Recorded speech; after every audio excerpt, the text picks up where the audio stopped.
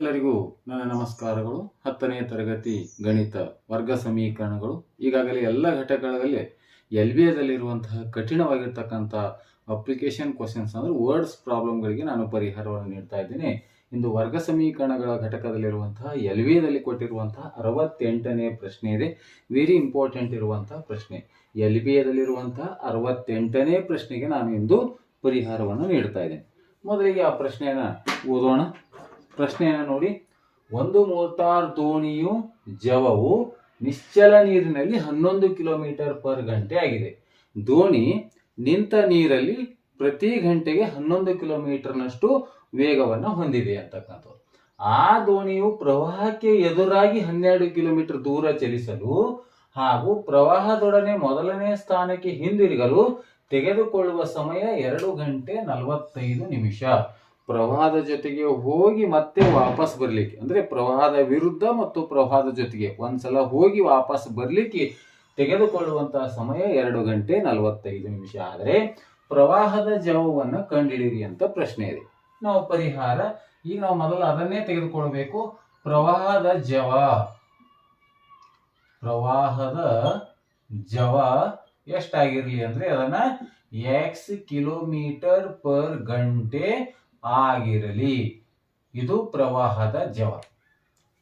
ಈ ಪ್ರವಾಹದ ಜೊತೆ ಆದಾಗ ಆ ಪ್ರವಾಹದ ಎದುರಾಗಿ 12 ಕಿಲೋಮೀಟರ್ ದೂರ ಚಲಿಸಲು ಹಾಗೂ ಪ್ರವಾಹದೊಡನೆ ಮೊದಲಿನ ಸ್ಥಾನಕ್ಕೆ, ಮೊದಲ ಪ್ರವಾಹದ ವಿರುದ್ಧ ಹೋಗಿದೆ, ಆ ನಂತರ ಪ್ರವಾಹದ ಜೊತೆಗೆ ಹೋಗಿದೆ. ಹಾಗಾಗಿ ಪ್ರವಾಹಕ್ಕೆ ಎದುರಾಗಿ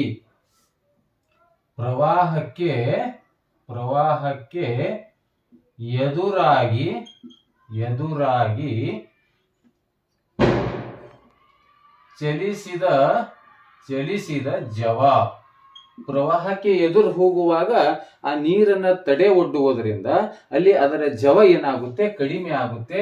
ಹಾಗಾಗಿ ಆ ಒಂದು ದೋಣಿಯ ವೇಗ ಎಷ್ಟಿದೆ, ಇಲ್ಲಿ 11 ಕಿಲೋ. ನಿಶ್ಚಲ ನೀರಿನಲ್ಲಿ ದೋಣಿಯ ವೇಗ 11 ಕಿಲೋಮೀಟರ್. ಬೇಕಾದ್ರೆ ಇಲ್ಲಿ ದೋಣಿಯ ವೇಗ ಅಂತ ಒಂದು ಬರೆಯೋಣ. ದೋಣಿಯ ವೇಗ ಎಷ್ಟಿದೆ? ದೋಣಿಯ ವೇಗ 11 ಕಿಲೋಮೀಟರ್ ಪರ್ ಗಂಟೆ ಇದೆ. ಅಂದ್ರೆ ಪ್ರವಾಹಕ್ಕೆ ಎದುರಾಗಿ ಚಲಿಸುವಾಗ ಇರುವಂತಹ ಜವ, ಪ್ರವಾಹಕ್ಕೆ ಎದುರಾಗಿ ಅಂದ್ರೆ ವಿರುದ್ಧವಾಗಿ ಇರುವಂತಹ ಜವ ಎಷ್ಟು ಅಂದ್ರೆ ಅದನ್ನ ಪ್ರವಾಹದ ಜವ x ಇದೆ, ದೋಣಿಯ ವೇಗ 11 ಇದೆ. ಹಾಗಾಗಿ ಇದನ್ನ ಏನಾಗ್ತದೆ, 11 - x ಕಿಲೋಮೀಟರ್ ಪರ್ ಗಂಟೆ ಆಗುತ್ತೆ. ಇದು ಯಾವ್ದು ಫಸ್ಟ್ ಬರಿಬೇಕು ಅಂದ್ರೆ ದೋಣಿಯ ವೇಗ ಯಾವಾಗಲೂ ಹೆಚ್ಚಾಗಿರುತ್ತೆ. ಕಾರಣ ನೀರಿನಲ್ಲಿ ಹೋಗುವಾಗ, ನೀರಿನ ಜೊತೆ ಹೋಗುವಾಗ ದೋಣಿಯ ವೇಗ ಪ್ಲಸ್ ನೀರಿನ ವೇಗ ಒಟ್ಟಾಗುತ್ತೆ. ನೀರಿನ ವಿರುದ್ಧ ಬರುವಾಗ ದೋಣಿಯ ವೇಗದಲ್ಲಿ ನೀರಿನ ವೇಗವನ್ನು ನಾವು ಕಳಿಬೇಕಾಗುತ್ತೆ. ಹಾಗಾಗಿ ಇಲ್ಲಿ ದೋಣಿಯ ವೇಗವನ್ನು ನಾವು ಮೊದಲು ತಗೊಂಡು ಇದು ಪ್ರವಾಹದ ವೇಗವನ್ನ ನೆಕ್ಸ್ಟ್ ತಗೊಳ್ಬೇಕು. ದೋಣಿಯ ವೇಗ 11. ಇದು ಆ ಚಲಿಸಿದ ದೂರ ಎಷ್ಟಿದೆ? ಚಲಿಸಿದ ದೂರ ಅಂದ್ರೆ ಎಷ್ಟಿದೆ? ಇದು 12 ಕಿಲೋಮೀಟರ್ ಇದೆ.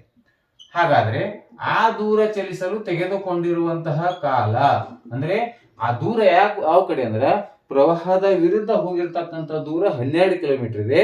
ಅದರ ಜವ ಎಷ್ಟಿದೆ? 11 - x ಇದೆ. ಈಗ ನಮಗೆ ಜವ = ಸೂತ್ರ ಇದೆ, ಕಾಲ = ದೂರ ಭಾಗಿಲೆ ಜವ ಅಂತ. ಹಾಗಾಗಿ ಇಲ್ಲಿ ಕಾಲ ದೂರ ಎಷ್ಟಿದೆ? 12 ಕಿಲೋಮೀಟರ್ ಇದೆ. ಇದರ ಜವ ಎಷ್ಟಿದೆ? ಇದು ಎರಡು ಒಂದು ಗುಂಪು. ಇದು ಕಾಮನ್ ಆಗಿರ್ತಕ್ಕಂಥದ್ದು ಎರಡಕ್ಕೂ. ಪ್ರವಾಹಕ್ಕೆ ಎದುರಾಗಿ ಚಲಿಸಿದ ಜವ 11 - x. ಆ ದೂರ, ಆ ಪ್ರವಾಹಕ್ಕೆ ಎದುರಾಗಿ ಹೋಗಿರ್ತಕ್ಕಂಥ ಚಲಿಸಿದ ದೂರ 12 ಕಿಲೋಮೀಟರ್. ಕಾಲ = ದೂರ ಭಾಗಿಲೆ ಜವ ಅಂದ್ರೆ ಎಷ್ಟು? 11 - x. ಇದು ಇಕ್ವೇಶನ್ 1. ಇದು ಪ್ರವಾಹದ ಎದುರಾಗಿ ಆಯ್ತು. ಪ್ರವಾಹದ ಎದುರಾಗಿ. ಈಗ ಪ್ರವಾಹದ ಜೊತೆಗೆ ಮತ್ತೇನಿದೆ ಮುಂದೆ? ಪ್ರವಾಹದೊಡನೆ ಅದರ ನೆಕ್ಸ್ಟ್ ಮುಂದಿನ ಲೈನ್ ಅನ್ನ ಬರೆಯೋಣ. ಪ್ರವಾಹದೊಡನೆ ಚಲಿಸಿದ ಜವ ಏನಾಗುತ್ತೆ? ಇಲ್ಲಿ 11 ಪ್ಲಸ್ ಆಗುತ್ತೆ. 11 + x ಕಿಲೋಮೀಟರ್ ಪರ್ ಗಂಟೆ. ಕಾರಣ ಆ ಪ್ರವಾಹದ ಜೊತೆಗೆ ದೋಣಿಯನ್ನು ಹೋಗುವಾಗ ದೋಣಿಯ ಜವ ಪ್ಲಸ್ ಪ್ರವಾಹದ ಜವ ಎರಡೂ ಒಟ್ಟಾಗುತ್ತೆ. ಹಾಗಾಗಿ ಅದರ ಸ್ಪೀಡ್ ಅಲ್ಲಿ ಜವ ಏನಾಗುತ್ತೆ? ಟೋಟಲ್ ಹೆಚ್ಚಾಗುತ್ತೆ. ನೀರಿನ ಜೊತೆಗೆ ಹೋಗುವಾಗ ಅದು ನೀರಿನ ಜವ ಮತ್ತು ದೋಣಿಯ ಜವ ಎರಡೂ ಒಟ್ಟಾಗುತ್ತೆ. ಹಾಗಾಗಿ 11 + x. ಇಲ್ಲಿ ಚಲಿಸಿದ ದೂರ ಮತ್ತೆ ವಾಪಸ್ ಬಂದಿದ್ದು ಕೂಡ ದೂರ ಎಷ್ಟಿದೆ, ಅದೇ 12 ಕಿಲೋಮೀಟರ್ ಇದೆ, ಏನು ವ್ಯತ್ಯಾಸ ಇಲ್ಲ. ಹಾಗಾದ್ರೆ ಈ ದೂರವನ್ನ ಚಲಿಸಲು ತೆಗೆದುಕೊಂಡಿರ್ತಕ್ಕಂಥ ಕಾಲ ಮತ್ತೆ ಏನು, ದೂರ ಭಾಗಿಲೆ ಜವ. ದೂರ 12, ಜವ ಎಷ್ಟು, 11 ಪ್ಲಸ್ ಎಕ್ಸ್. ಇದು ಇಕ್ವೇಶನ್ 2 ಅನ್ನ ಆಗಿರ್ಲಿ. ಅಂದ್ರೆ ಒಂದ್ಸಲ ಮೈನಸ್ ಒಂದ್ಸಲ ಪ್ಲಸ್. 12 ಭಾಗಿಲೆ 11 ಮೈನಸ್ ಎಕ್ಸ್, 12 ಭಾಗಿಲೆ 11 ಪ್ಲಸ್ ಎಕ್ಸ್. ಇದು ವೆರಿ ಇಂಪಾರ್ಟೆಂಟ್ ಇರುವಂಥದ್ದು. ಈಗ ನಾವ್ ಏನ್ ಮಾಡೋದು, ಈ ದೂರವನ್ನು ವಾಪಸ್ ದೋಣಿ ಪ್ರವಾಹದ ವಿರುದ್ಧ ಹೋಗಿ ಮತ್ತೆ ಮೊದಲಿನ ಸ್ಥಾನಕ್ಕೆ ಬಂದು ಮುಟ್ಟಲಿಕ್ಕೆ ತೆಗೆದುಕೊಂಡಿರ್ತಕ್ಕಂಥ ಕಾಲ ಎಷ್ಟಿದೆ, 2 ಗಂಟೆ 45 ನಿಮಿಷ ಇದೆ. ಅಂದ್ರೆ ಹೋಗಿ ಬರ್ಲಿಕ್ಕೆ, ಹೋಗಿ ವಾಪಸ್ ಹಿಂದಿರುಗಿ ಬರಬೇಕಾದ್ರೆ ಒಟ್ಟು ಸಮಯ ಎಷ್ಟು ತೆಗೆದುಕೊಂಡಿದೆ, 2 ಗಂಟೆ 45 ನಿಮಿಷವನ್ನ ತೆಗೆದುಕೊಂಡಿದೆ. ಹಾಗಾದ್ರೆ ಇದು ಹೋಗೋದು, ಇದು ವಾಪಸ್ ಬರುವುದು, ಇವೆರಡೂ ಸಮಯ ಕಾಲಗಳಿದೆ. ಇದನ್ನು ಕಾಲ ಇದೆ, ಇದನ್ನು ಕಾಲ ಇದೆ. ಇದು ವಾಪಸ್ ನೀರಿನ ವಿರುದ್ಧ, ಇದು ನೀರಿನ ಜೊತೆಗೆ ಹೋಗಿ ವಾಪಸ್ ಬಂದಿರತಕ್ಕಂಥ ಎರಡರ ಕಾಲ ಒಟ್ಟು ಸಮಯ ಎಷ್ಟು, 2 ಗಂಟೆ 45. ನೀರಿನ ವಿರುದ್ಧ ಬರುವಾಗ ಸಮಯ ಹೆಚ್ಚು ತೆಗೆದುಕೊಂಡಿರುತ್ತೆ, ನೀರಿನ ಜೊತೆ ಬರುವಾಗ ಸಮಯ ಕಡಿಮೆ ತೆಗೆದುಕೊಂಡಿರುತ್ತೆ. ಆದ್ರೆ ಇವೆರಡರ ಸಮಯಗಳ ಒಟ್ಟು ಮೊತ್ತ ಎಷ್ಟಿದೆ, 2 ಗಂಟೆ 45 ನಿಮಿಷ. ಹಾಗಾಗಿ ಇಲ್ಲಿ ನಾವು ಇವೆರಡನ್ನ ಕೂಡಿಸ್ಬೇಕು. 12 ಭಾಗಿಲೆ 11 ಮೈನಸ್ ಎಕ್ಸ್ ಪ್ಲಸ್ 12 ಭಾಗಿಲೆ 11 plus X is equal to 2 ಗಂಟೆ 45 ನಿಮಿಷ. ಇದು 2 ಗಂಟೆ 45 ನಿಮಿಷ ಅಂತಂದ್ರೆ 60 ನಿಮಿಷ ಆದರೆ 1 ಗಂಟೆ, 60 ನಿಮಿಷ ಆದ್ರೆ 1 ಗಂಟೆ, 45 ನಿಮಿಷ ಆದ್ರೆ ಎಷ್ಟು ಗಂಟೆ ಅಂದ್ರೆ 1 ಇಂಟು 45 ಭಾಗಿಲೆ 60 ಅಂದ್ರೆ 15 3 45, 15 4 60 ಅಂದ್ರೆ 2.3 ಭಾಗಿಲೆ 4 ಗಂಟೆ. ಅಂದ್ರೆ 45 ನಿಮಿಷ ಅಂದ್ರೆ ಏನು, 3/4 ಅಂದ್ರೆ 4ನೇ 3 ಭಾಗ ಅಂತಂತ ಅರ್ಥ. ಹಾಗಾಗಿ ಇದು ನಮಗೆ ಸಮಯವನ್ನ ಬಂತು. 2 ಗಂಟೆ 3 ಭಾಗಿಲೆ 4 ಅಂದ್ರೆ ಟೋಟಲ್ 2 ಗಂಟೆ. ಇದು ಎಷ್ಟು ಅಂದ್ರೆ 3/4 ಅಂದ್ರೆ ಎಷ್ಟು, 1/2 ಅಂದ್ರೆ ಅರ್ಧ, 30 ನಿಮಿಷ ಆಗುತ್ತೆ. 1/4 ಅಂದ್ರೆ 15 ನಿಮಿಷ ಆಗುತ್ತೆ. 3/4 ಅಂದ್ರೆ ಎಷ್ಟಾಗುತ್ತೆ, 45 ನಿಮಿಷ ಅಂತ. ಈಗ ಇದನ್ನ ಕಂಟಿನ್ಯೂ ಆಗಿ ಇದನ್ನ ಬಿಡಿಸೋಣ. ಮೊದಲಿಗೆ ಲಸವನ್ನ ತೆಗೆದುಕೊಳ್ಳೋಣ. ಎ ಮೈನಸ್ ಬಿ ಅಂದ್ರೆ ಇವೆರಡು ಲಸ ಸೇಮ್ ಇರುತ್ತೆ. ಸೇಮ್ ಅಂದ್ರೆ ಏನು, ಎರಡು ಸೇಮ್ ಅವಯವಗಳನ್ನೇ ತೆಗೆದುಕೊಳ್ಬೇಕು. ಯಾಕಂದ್ರೆ ಎ ಇಂಟು ಬಿ ಗಳ ಲಸ ಎ ಇಂಟು ಬಿನೇ ಆಗಿರುತ್ತೆ. ಹಾಗಾಗಿ ಬೇರೆ ಇರೋದ್ರಿಂದ ಇದನ್ನ ಈಗ 12 ಇಂಟು ಈ ಲಸ ಎರಡು ಬೇರೆ ಬೇರೆ ಗುಣಾಕಾರ ಮಾಡಿದಾಗ ಇದು ಗುಣಾಕಾರ ಆಗಿರುತ್ತೆ. ಅಂದ್ರೆ 11 ಪ್ಲಸ್ ಎಕ್ಸ್ ಪ್ಲಸ್ 12 ಇಂಟು ಇದು 11 minus x. Next is equal to ಭಿನ್ನರಾಶಿ ಬಿಡಿಸೋಣ. 4 7 8 ಪ್ಲಸ್ 3 ಅಂದ್ರೆ 11 ಭಾಗಿಲೆ 4 ಅಂತ. 4 7 8 8 3 11 ಭಾಗಿಲೆ 4. ಇದನ್ನ ಬಿಡಿಸ್ತಾ ಹೋಗೋಣ. ಈಗ 12 ಇಂಟು 11, 12 ಒಂದಲೇ 12, 12 ಒಂದಲೇ 12 1 13 ಅಂದ್ರೆ 132, 12 ಒಂದಲೇ 12, 12 ಒಂದಲೇ 12 1 13 ಅಂದ್ರೆ 132 ಪ್ಲಸ್ 12 ಗುಣಿಲೆ ಎಕ್ಸ್ ಅಂದ್ರೆ 12x ಪ್ಲಸ್ ಇಲ್ಲಿ ಕೂಡ ಸೇಮ್ 12 ಇಂಟು 11 ಅಂದ್ರೆ 132, 12 ಇಂಟು ಮೈನಸ್ ಎಕ್ಸ್ ಅಂದ್ರೆ 12 ಮೈನಸ್ ಎಕ್ಸ್. ಇದು ಏನಿದೆ ಅಂದ್ರೆ a minus b into a plus b ಇದೆ. A square minus b square is equal to 11/4. ಈಗ minus 12x plus 12x cancel ಆಯ್ತು. 132 ಪ್ಲಸ್ 132 ಅಂದ್ರೆ 264 ಡಿವೈಡ್ ಬೈ 11 ವರ್ಗ 121 minus X square is equal to ಎಷ್ಟಾಯ್ತು, 11/4. ಈಗ ಓರೆ ಗುಣಾಕಾರವನ್ನು ಮಾಡೋಣ. ಇದಕ್ಕೆ 2 ಗುಣಾಕಾರ, ಇವೆರಡು ಗುಣಾಕಾರ, ಇವೆರಡು ಗುಣಾಕಾರ, ಇವೆರಡು ಓರೆ ಗುಣಾಕಾರ ಮಾಡಬೇಕು. 11 ಇಂಟು 121 ಅಂದ್ರೆ ಒಂದ್ಸಲ ಬರೆಯೋಣ. 11 into 121 minus X square is equal to ಇವೆರಡು 264 ಇಂಟು 4 ಅಂತಕ್ಕಂಥ ಇವೆರಡನ್ನ ಗುಣಾಕಾರವನ್ನ ಮಾಡಬೇಕು. ಈಗ ಮತ್ತೆ ಇದನ್ನ ಗುಣಾಕಾರ ಮಾಡೋಣ. 11 ಒಂದಲೇ ಮತ್ತೆ ಕಂಟಿನ್ಯೂ ಆಗ್ತಾ ಇದೆ. 11 ಒಂದಲೇ 11, 11 2 22 1 23, 11 ಒಂದಲೇ 11 2 13, 1331 ಮೈನಸ್ 11 ಇಂಟು ಎಕ್ಸ್ ಸ್ಕ್ವೈರ್ ಅಂದ್ರೆ 11x ಸ್ಕ್ವೈರ್. ನೆಕ್ಸ್ಟ್ ಆ ಕಡೆ 4 4 16, 4 6 24 1 25, 4 7 8 2 10 1056 minus 11x square is equal to 1056 plus 1331 ಆ ಕಡೆ ಹೋಯ್ದ್ರೆ minus 1331 minus 11x square is equal to ಇದನ್ನ ಕಳೆಯೋಣ. 1331ರಲ್ಲಿ 1056 ಅನ್ನ ಕಳೆಯೋಣ. 11ರಲ್ಲಿ 6 ಹೋದ್ರೆ 5, ಇಲ್ಲಿ ಎಷ್ಟು ಉಳಿತು, ಒಂದು ಆ ಕಡೆ ಕೊಟ್ಟಿವಿ 2 ಉಳಿತು, 2ರಲ್ಲಿ 5 ಹೋಗಲ್ಲ, ಈ ಕಡೆ ತಗೊಂಡೇವಿ. 12ರಾಗ 5 ಹೋದ್ರೆ ಎಷ್ಟು, 7. ನೆಕ್ಸ್ಟ್ ಇಲ್ಲಿ ಎಷ್ಟು ಉಳಿತು, 2. ಇದು 0 ಅಂದ್ರೆ 275. ದೊಡ್ಡ ಪೂರ್ಣಾಂಕದ ಚಿಹ್ನೆ ಮೈನಸ್ ಇದೆ, ಮೈನಸ್ ಇಲ್ಲಿ ಮೈನಸ್ ಮೈನಸ್ ಹೋಯ್ತು. X square is equal to 275 ಈ 11 ಗುಣಾಕಾರ ಇದೆ, ಈ ಕಡೆ ಬಂತು 11 ಒಂದ್ಲೆ 11, 11 ಎರಡಲೆ 22, 5 ಉಳಿತು, 11 5 55 ಅಂದ್ರೆ x square is equal to 25, x is equal to square ಆ ಕಡೆ ಹೋದ್ರೆ ರೂಟ್ ಆಯ್ತು, x is equal to plus or minus 5 ಅನ್ನುವಂತಹ ಉತ್ತರ. ಆದರೆ ನಮಗೆ ಪ್ರವಾಹದ ಜವ ಯಾವಾಗಲೂ ಮೈನಸ್ ನಲ್ಲಿ ಇರುವುದಿಲ್ಲ, ಹಾಗಾಗಿ ನಾವು ಪ್ಲಸ್ ಅನ್ನ ತೆಗೆದುಕೊಳ್ತೀವಿ. ಪ್ರವಾಹದ ಜವವನ್ನ ಕಂಡುಹಿಡೀರಿ ಅಂತ ಹೇಳಿದ್ರು. ಪ್ರವಾಹದ ಜವ ಏನ್ ತಗೊಂಡಿದೀವಿ ನಾವು, ಎಕ್ಸ್ ತಗೊಂಡಿವಿ. ಎಕ್ಸ್ ಅಂದ್ರೆ ಎಷ್ಟಿಲ್ಲಿ 5 ಕಿಲೋಮೀಟರ್ ಪರ್ ಗಂಟೆ ಅನ್ನುವಂತಹ ಉತ್ತರ. ಈಸಿ ಆಗಿರುವಂತಹ ಪ್ರಶ್ನೆ ಮತ್ತು ಇಂಪಾರ್ಟೆಂಟ್ ಆಗಿರುವಂತಹ ಪ್ರಶ್ನೆ ಇದೆ.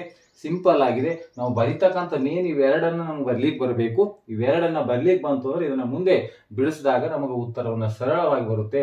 ಹಾಗಾಗಿ ಪ್ರವಾಹದ ಜವವನ್ನು ಕಂಡುಹಿಡಿದ್ರು. ಪ್ರವಾಹದ ಜವ x is equal to 5 kilometre per ಗಂಟೆ. ಈಗ ಮತ್ತೆ ಮುಂದಿನ LBAದ ಪ್ರಶ್ನೆಯನ್ನು ನೋಡೋಣ. ಈಗ LBAದಲ್ಲಿರುವಂತಹ 70ನೇ ಪ್ರಶ್ನೆಗೆ ಪರಿಹಾರವನ್ನು ನೀಡ್ತಾ ಇದ್ದೀನಿ. ಈಗಾಗಲೇ 68ನೇ ಪ್ರಶ್ನೆ ಇನ್ನೊಂದು ಪ್ರಶ್ನೆಯನ್ನು ಬಿಡಿಸಿದ್ದೇನೆ. ಇದು 2ನೇ ಪ್ರಶ್ನೆ. ಈಗಾಗಲೇ ಎಲ್ಲ ಘಟಕಗಳಿಗೆ ಸಂಬಂಧಪಟ್ಟಿರುವಂತಹ ವರ್ಡ್ಸ್ ಪ್ರಾಬ್ಲಮ್ಗಳಿಗೆ ನಾನು ಪರಿಹಾರವನ್ನು ನೀಡ್ತಾ ಇದ್ದೀನಿ. ಸ್ಕೋರ್ ಮೋರ್ ಅಂದ್ರೆ ಹೆಚ್ಚು ಅಂಕಗಳನ್ನು ಪಡೆಯೋದಕ್ಕೋಸ್ಕರ ಈ ಎಲ್ಲ ಸಮಸ್ಯೆಗಳು ನಿಮಗೆ ಸಹಾಯ ಆಗುತ್ತೆ ಅಂತ ಹೇಳುತ್ತಾ ಈಗ ಈ ಪ್ರಶ್ನೆಯನ್ನು ನೋಡೋಣ. ಒಂದು ಮೋಟಾರ್ ದೋಣಿಯು ಹರಿಯುವ ನದಿಯಲ್ಲಿ 30 ಕಿಲೋಮೀಟರ್ ದೂರ ಚಲಿಸಿ, ದೋಣಿ 30 ಕಿಲೋಮೀಟರ್ ದೂರವನ್ನು ಚಲಿಸ್ತಾನೆ. ಒಂದು ಮೋಟಾರ್ ದೋಣಿಯು ಹರಿಯುವ ನದಿಯಲ್ಲಿ 30 ಕಿಲೋಮೀಟರ್ ದೂರ ಚಲಿಸಿ ಮತ್ತೆ ಮೊದಲಿನ ಸ್ಥಾನಕ್ಕೆ ಹಿಂದಿರುಗಲು 30 ಕಿಲೋಮೀಟರ್ ಹೋಗಿ 30 ಕಿಲೋಮೀಟರ್ನ ಬರುತ್ತೆ ಅಂತ. ಹೋಗೋದು 30 ಬರೋದು 30 ಅಂದ್ರೆ ಹೋಗುವಾಗ ದೂರ ಎಷ್ಟಿದೆ, ಇಲ್ಲಿಂದ ಅಲ್ಲಿ ದೂರ ಎಷ್ಟಿದೆ ಅಂದ್ರೆ 30 ಕಿಲೋಮೀಟರ್ ಇದೆ. ಮೊದಲಿನ ಸ್ಥಾನಕ್ಕೆ ಹಿಂದಿರುಗಲು ತೆಗೆದುಕೊಂಡಿರ್ತಕ್ಕಂಥ ಕಾಲ ಎಷ್ಟಿದೆ 4 ಅಂದ್ರೆ ಇದು ದೂರ 30, ಕಾಲ ಎಷ್ಟಿದೆ 4 ಗಂಟೆ 30 ನಿಮಿಷ. ಇನ್ನು ನದಿಯ ನೀರಿನ ವೇಗ 5 ಕಿಲೋಮೀಟರ್ ಪರ್ ಗಂಟೆ ಇದೆ. ನಮಗ ನಿಶ್ಚಲ ನೀರಿನಲ್ಲಿ ದೋಣಿಯ ವೇಗವನ್ನ ಕಂಡಿಡಿ ಅಂತ ಹೇಳ. ಈಗ ಪರಿಹಾರ ನಾವು ಅದನ್ನೇ ತೆಗೆದುಕೊಳ್ತೀವಿ. ಮೊದಲ ದೋಣಿಯ ವೇಗ ಈಗಾಗಲೇ ಹಿಂದಿನ ಸಮಸ್ಯೆಯಲ್ಲಿ ಹೇಳಿರುವಂತೆ ದೋಣಿಯ ವೇಗ ಹೆಚ್ಚಿರುತ್ತೆ. ಈಗ ನೀರಿನಲ್ಲಿ ದೋಣಿಯ ವೇಗ ನಾವು ಫಸ್ಟ್ ಈ ಪ್ರಶ್ನೆಯನ್ನ ಬರೆಯೋಣ. ದೋಣಿಯ ವೇಗವನ್ನ ಕಂಡುಹಿಡಿಯೋಣ. ದೋಣಿಯ ವೇಗ ಏನಾಗಿರ್ಲಿ x ಕಿಲೋಮೀಟರ್ ಪರ್ ಗಂಟೆ ಆಗಿರಲಿ. ಆ ನಂತರ ದೋಣಿಯ ವೇಗ ಆಯ್ತು. ಇನ್ನು ನದಿಯ ನೀರಿನ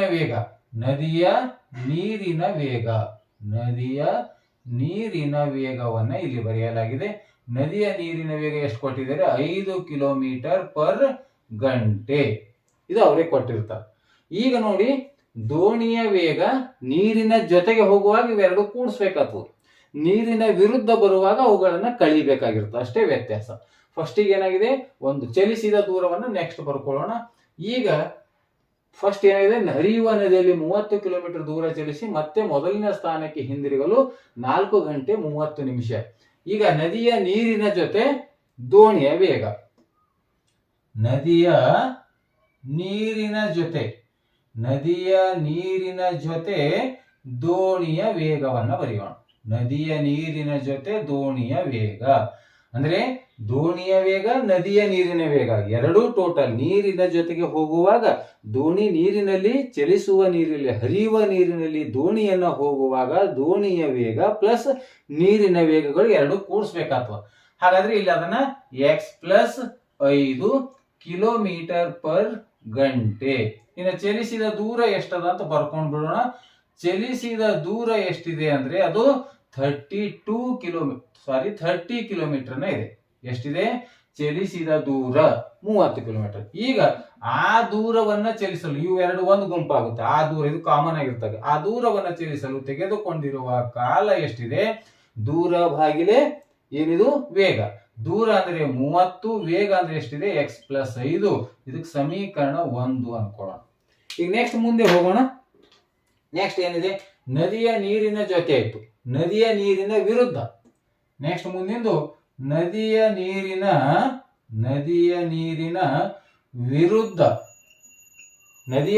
ವಿರುದ್ಧ ದೋಣಿಯ ವೇಗವನ್ನ ಬರೀಬೇಕೀಗ ನಾವು. ದೋಣಿಯ ವೇಗ ಇಲ್ಲಿ ಬರೆಯೋದು ಬಹಳ ತಿಳ್ಕೊಳ್ಬೇಕಾಗಿದೆ. ಇಲ್ಲಿ ಒಂದು ದೋಣಿಯ ವೇಗ ಇದೆ, ಒಂದು ನೀರಿನ ವೇಗ ಇದೆ. ಯಾವ್ದ್ರಲ್ಲಿ ಯಾವ್ದು ಕಳಿಬೇಕು 5ರಲ್ಲಿ x ಅನ್ನ ಕಳಿಬೇಕು, x ರಲ್ಲಿ 5. ಯಾಕಂದ್ರೆ ನದಿಯ ನೀರಿನ ವಿರುದ್ಧ ಹೋಗುವಾಗ ದೋಣಿಯ ವೇಗಕ್ಕೆ ನೀರನ್ನ ತಡೆ ಒಡ್ಡುವುದರಿಂದ ದೋಣಿಯ ವೇಗದಲ್ಲಿ ನೀರಿನ ವೇಗವನ್ನ ಕಳಿಬೇಕಾಗಿರುತ್ತೆ. ಯಾವಾಗಲೂ ದೋಣಿಯ ವೇಗ ಹೆಚ್ಚಿರುತ್ತೆ. ಇಲ್ಲಿ ನೋಡಿ, ದೋಣಿಯ ವೇಗ ಏನಾಗ್ತಾ ಇದೆ, ದೋಣಿಯ ವೇಗ x ಇದ್ದಾಗ ನೀರಿನ ಜೊತೆ ಹೋಗುವಾಗ ಅದು ಪ್ಲಸ್ ಅದು ಕೂಡಿಸಿ ಹೆಚ್ಚಾಗುತ್ತೆ. ಹಾಗಾಗಿ ಇಲ್ಲಿ ನಾವ್ ಏನ್ ಬರಿಬೇಕಂದ್ರೆ, ಇಲ್ಲಿ x ಮೈನಸ್ 5. ಇಲ್ಲಿ ನೋಡ್ರಿ, ಇದನ್ನ ಮೇನ್ ಅಂದ್ರೆ ನಾವು ದೋಣಿಯ ವೇಗವನ್ನ ಫಸ್ಟ್ ಬರ್ಕೊಳ್ಬೇಕು ಅಂತ. x ಮೈನಸ್ 5 ಕಿಲೋಮೀಟರ್ ಪರ್ ಗಂಟೆ. ಈಗ ಚಲಿಸಿದ ದೂರ ಮತ್ತ ಸೇಮ್ ಇದೆ. ಚಲಿಸಿದ ದೂರದಲ್ಲಿ ಯಾವುದು ವ್ಯತ್ಯಾಸ ಆಗಿಲ್ಲ. ಚಲಿಸಿದ ದೂರ 30 ಕಿಲೋಮೀಟರ್ ಇದೆ. ಈಗ ಆ ದೂರವನ್ನು ಚಲಿಸಲು ತೆಗೆದುಕೊಂಡಿರುವಂತಹ ಕಾಲ ಮತ್ತೆ ದೂರ ಭಾಗಿಲೆ ವೇಗ ಅಂದ್ರೆ x ಮೈನಸ್ 5. ಇದು ಸಮೀಕರಣ 2. ಈಗ ಎರಡೂ ಸಮೀಕರಣಗಳನ್ನು ತೆಗೆದುಕೊಂಡು ಮತ್ತೆ ಅವುಗಳನ್ನ ಬಿಡಿಸಬೇಕು. ಈಗ ನೋಡಿ, ಆ ಎರಡೂ ಸಮೀಕರಣ ಅಂದ್ರೆ ಇದು ಹೋಗುವಾಗ ನೀರಿನ ಜೊತೆ ಹೋಗುವುದು, ನೀರಿನ ವಿರುದ್ಧ ಬರುವುದು, ಇವೆರಡೂ ಹೋಗಿ ಬರ್ಲಿಕ್ಕೆ ತೆಗೆದುಕೊಂಡಿರ್ತಕ್ಕಂಥ ಕಾಲ 4 ಗಂಟೆ 30 ನಿಮಿಷ. ಅಂದ್ರೆ ಇವೆರಡನ್ನ ಒಟ್ಟುಗೂಡಿಸ್ಬೇಕು. ಎರಡೂ ಕಾಲಗಳ ಒಟ್ಟು ಸಮಯ, ಎರಡರ ಒಟ್ಟು ಸಮಯ 4 ಗಂಟೆ 30 ನಿಮಿಷ. ಹಾಗಾಗಿ therefore 30 divided by x plus 5 plus 30 divided by x minus 5. ಇದು ಹೋಗುವಾಗ, ನೀರಿನ ಜೊತೆ ಹೋಗುವಾಗ ಇರುವ ಸಮಯ, ಇದು ಬರುವಾಗ ಇರುವ ಸಮಯ, ಇವೆರಡರ ಸಮಯ ಎಷ್ಟು? 4 ಗಂಟೆ 30 ನಿಮಿಷ. ಅಂದ್ರೆ 4.1/2. ಯಾಕಂದ್ರೆ 30 ನಿಮಿಷ ಅಂದ್ರೆ ಅರ್ಧ ಗಂಟೆ. 4 ಗಂಟೆ ಇದು 4 ಗಂಟೆ, 30 ನಿಮಿಷ ಅಂದ್ರೆ 1/2 ಗಂಟೆ ಅಂತ, ಅಥವಾ ಅರ್ಧ ಗಂಟೆ ಅಂತ. ಇದನ್ನ ಬಿಡಿಸೋಣ, ಲಸ ತೆಗೆಯೋಣ. ಈಗ x plus 5 into x minus 5 ಲಸ ಆಗುತ್ತೆ. x ಮೈನಸ್ 5 ಇವೆರಡು ಗುಣಾಕಾರ ಮಾಡಿ ಇಟ್ಟಿದ್ದೇವೆ. ಇದು 30 into bracket x minus 5 plus 30 into x plus 5. Next is equal to ಮಿಶ್ರ ಭಿನ್ನ 2 4 8 1 ಅಂದ್ರೆ 9 divided by 2 ಅನ್ನುವಂತ ಉತ್ತರ. ಈಗ ಇದನ್ನ ಬಿಡಿಸ್ತಾ ಹೋಗೋಣ. 30 ಗುಣಿಲೆ x 30x ಮೈನಸ್ 35 ಅಂದ್ರೆ 150 ಪ್ಲಸ್ 30 ಗುಣಿಲೆ x 30x plus into plus plus 30 into 5 ಅಂದ್ರೆ 150. a plus b into a minus ಅಂದ್ರೆ x square minus a square minus b square ಸೂತ್ರ is equal to 9 divided by 2 ಅನ್ನುವಂಥದ್ದು. ಈಗ ನೋಡಿ, ಇಲ್ಲಿ ಮೈನಸ್ 150 ಪ್ಲಸ್ 150 ಅನ್ನ ಹೋಯಿತು. ಎಷ್ಟು ಉಳಿತು ಈಗ?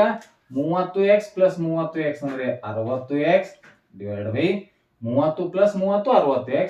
ಇದು x ಸ್ಕ್ವೇರ್ ಮೈನಸ್ 5ರ ವರ್ಗ 25 is equal to 9 divided by 2. ಈಗ ಓರೆ ಗುಣಾಕಾರವನ್ನ ಮಾಡೋಣ. 9 ರಿಂದ ಇದು ಗುಣಾಕಾರ. 9 ಗುಣಿಲೆ x square 9x square, 9 ಗುಣಿಲೆ x square 9x square, 25 9 25 9 ಎಷ್ಟಾಗುತ್ತೆ? 225. 9 ರಿಂದ ಇದು ಗುಣಾಕಾರ ಮಾಡಿ ಇವೆರಡು. ಈಗ 60 ಇಂಟು 2 ಸಮ ಚಿಹ್ನೆ, 62 ಅಂದ್ರೆ 120x. ಇದನ್ನು ಆದರ್ಶ ರೂಪದಲ್ಲಿ ತರಬೇಕು, ಯಾಕಂದ್ರೆ ವರ್ಗ ಸಮೀಕರಣ ಆಗ್ಲಿಕ್ಕೆ. ಹಾಗಾಗಿ 9x ಸ್ಕ್ವೇರ್ ಪ್ಲಸ್ 120 ಈ ಕಡೆ ಬಂದ್ರೆ minus 120x minus 225. Next is equal to 0. ಇದೊಂದು ವರ್ಗ ಸಮೀಕರಣ ಆಯ್ತು. ಇದನ್ನ 3 ರಿಂದ ಭಾಗಿಸಿ, ಸಮೀಕರಣ ಚಿಕ್ಕದಾದ್ರೆ ಅಪವರ್ತನ ಮಾಡ್ಲಿಕ್ಕೆ ಈಜಿ ಬರುತ್ತೆ. 3 ಇದು 3 ಇದು 3 ಅನ್ನ ಭಾಗಾಕಾರ ಮಾಡಿದಾಗ ಕಂಪ್ಲೀಟ್ 3 ಅನ್ನ ಭಾಗಾಕಾರ ಮಾಡಬೇಕು. ಅದನ್ನ ಈ ಕಡೆ ಬರೀತಿ. 3 ಒಂದಲೇ 3 3 9 ಎಷ್ಟಾಯ್ತು? 3x ಸ್ಕ್ವೇರ್ ಉಳಿತು. ಮೈನಸ್ 3 ಒಂದಲೇ 3 3 40 ಅಂದ್ರೆ ಮೈನಸ್ 40x. ಮತ್ತೆ ಮೈನಸ್ ಇದೆ 3 ಒಂದಲೇ 3 3 7 21 3 5 15 ಅಂದ್ರೆ ಎಷ್ಟಾಯ್ತು? Minus 75. Next is equal to 0/3 ಅಂದ್ರೆ 0 ಅಂತ ಆಯ್ತು. ಇದನ್ನ ಅಪವರ್ತನ ಮಾಡ್ಬೇಕೀಗ. 75 into 3 plus into minus minus, ಇದು ಎಷ್ಟಾಯ್ತು? 3 5 15 3 7 21 22 ಅಂದ್ರೆ 225x ಸ್ಕ್ವೇರ್ ಆಯ್ತು. ಮಧ್ಯದ ಪದ ಎಷ್ಟಿದೆ? ಮೈನಸ್ 40x ಇದೆ. ಇದು ಗುಣಾಕಾರ ಮಾಡಿದಾಗ 45 5 45 5 225. 45ರಲ್ಲಿ 5 ಕಳೆದಾಗ 40, ಕಳೆದಾಗ ಮೈನಸ್ ಬಂದ್ರೆ ದೊಡ್ಡ ಅಂಕಿಯನ್ನು ಮೈನಸ್, ಸಣ್ಣ ಅಂಕಿಯನ್ನು ಪ್ಲಸ್. ಮತ್ತೊಂದ್ಸಲ ಚೆಕ್ ಮಾಡಿ. 5 5 25 5 4 22 22 225. ಈಗ ಅದನ್ನ ಅಪವರ್ತನ ಮಾಡ್ತಾ ಇದ್ದೀವಿ. 3x square minus 45x plus 5x minus 75 is equal to 0. Common ತೆಗೆಯೋಣ. 3 ಮತ್ತು 45 3 ರಿಂದ ಭಾಗ ಹೋಗುತ್ತೆ. ಅದರಲ್ಲಿ x ಕಾಮನ್ ತೆಗೆದಿನಿ, ಒಂದು x ಉಳಿತು. ಮೈನಸ್ 3 ಒಂದಲೇ 3 3 ಇಲ್ಲೇ ಅಂದ್ರೆ 15 3 45 ಪ್ಲಸ್ ಇದೆ ಪ್ಲಸ್ 5 ಮತ್ತೆ ಕಾಮನ್ ತೆಗೆಯೋಣ. 5x ಮೈನಸ್ 5 15 ಅಂದ್ರೆ 5 ಅನ್ನ ಕಾಮನ್ ತೆಗೆದಾಗ ಈ ರೀತಿ ಬಂತು. ಈಗ ಎರಡೂ ಅಪವರ್ತನಗಳು ಸೇಮ್ ಇವೆ. x ಮೈನಸ್ 5 ಮತ್ತೆ ಕಾಮನ್ ತೆಗೆಯೋಣ. ಮೊದಲನೇ ಆವರಣದ ಹಿಂದ್ಗಡೆ 3x, ಇಲ್ಲಿ ಎಷ್ಟಿದೆ +5. Next is equal to 0. ಪ್ರತಿ ಅಪವರ್ತನವನ್ನ 0ಗೆ ಸಮ ಮಾಡೋಣ. x - 15 ಈಸ್ ಈಕ್ವಲ್ ಟು 0 ಅಥವಾ 3x + 5 ಈಸ್ ಈಕ್ವಲ್ ಟು 0. ಈಗ x ಈಸ್ ಈಕ್ವಲ್ ಟು -15 ಆ ಕಡೆ ಹೋದಾಗ +15 ಅನ್ನುವಂಥ ಉತ್ತರ 1, ಅಥವಾ 3x ಈಸ್ ಈಕ್ವಲ್ ಟು +5 ಆ ಕಡೆ ಹೋದ್ರೆ -5. x ಈಸ್ ಈಕ್ವಲ್ ಟು ಎಷ್ಟಾಯ್ತು -5/3. ಆದ್ರೆ ಇದು ನಮ್ಮ ಉತ್ತರ ಆಗೋದಿಲ್ಲ. ಹಾಗಾಗಿ ನಮಗೇನಿತ್ತು ಪ್ರಶ್ನೆ, ನಿಶ್ಚಲ ನೀರಿನಲ್ಲಿ ದೋಣಿಯ ವೇಗ ಅಂತಿತ್ತು. ಹಾಗಾಗಿ ದೋಣಿಯ ವೇಗ ನಾವು x ಅಂತ ತೆಗೆದುಕೊಂಡಿದ್ದೀವಿ. x ಉತ್ತರ ಎಷ್ಟು ಬಂತು 15 km/ಗಂಟೆ ಅನ್ನುವಂತಹ ಉತ್ತರ. ದೋಣಿಯ ವೇಗ, ನಿಶ್ಚಲ ನೀರಿನಲ್ಲಿ ದೋಣಿಯ ವೇಗ ಎಷ್ಟು 15 km/ಗಂಟೆ ಅನ್ನುವಂತಹ ಉತ್ತರ. ಆದ್ಮೇಲೆ ಈ ರೀತಿಯಾಗಿ ಇವೆಲ್ಲ LBAದಲ್ಲಿರುವಂತಹ ವರ್ಡ್ಸ್ ಪ್ರಾಬ್ಲಮ್ಗಳಿಗೆ ನಾನು ಪರಿಹಾರವನ್ನು ನೀಡ್ತಾ ಇದ್ದೀನಿ. ಮುಂದಿನ ಘಟಕಗಳು ವೃತ್ತಗಳು ಮತ್ತು ತ್ರಿಭುಜಗಳ ಘಟಕಗಳ ಪ್ರಶ್ನೆಗಳನ್ನು ಕೂಡ ಬಿಡಿಸ್ತಾ ಇದ್ದೀನಿ. ವಿಡಿಯೋ ಇಷ್ಟವಾದರೆ ದಯವಿಟ್ಟು ಲೈಕ್ ಮಾಡಿ ಅಂತ ಹೇಳುತ್ತಾ ಈ ವಿಡಿಯೋ ನೋಡಿರೋ ತಮ್ಮೆಲ್ಲರಿಗೂ ನನ್ನ ನಮಸ್ಕಾರ.